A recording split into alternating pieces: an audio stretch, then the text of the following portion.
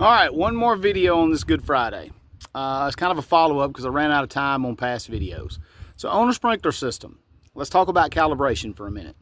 So those of you that really want to take the time to figure out how much water to need, you know, you either want to conserve water, you want to conserve money, you just are a lawn care nut and want to know, this is how you do it.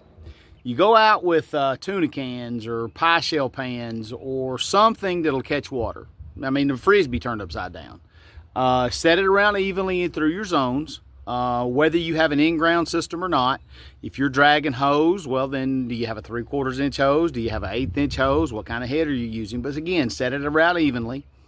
Run each zone for 30 minutes. So, because you're going to have some overlap, especially if it's an in-ground system.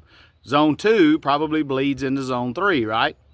So, having said that, run the system for 30 minutes and then each station rather for 30 minutes and then measure how much water you have.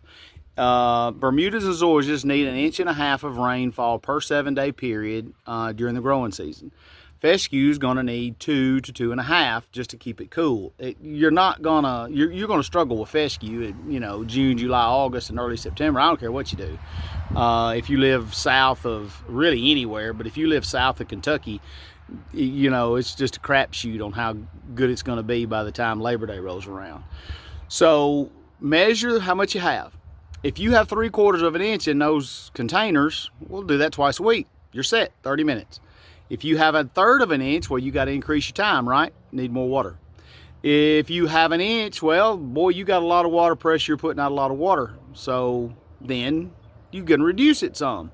So that's a baseline to let you know exactly how much water to use so that you're not, you know, wasting. On top of that, now let's talk about shrubbery. Hopefully, not all the time, but hopefully if you had an in-ground system, your landscape beds are on a different zone because your shrubbery doesn't need as much water because why?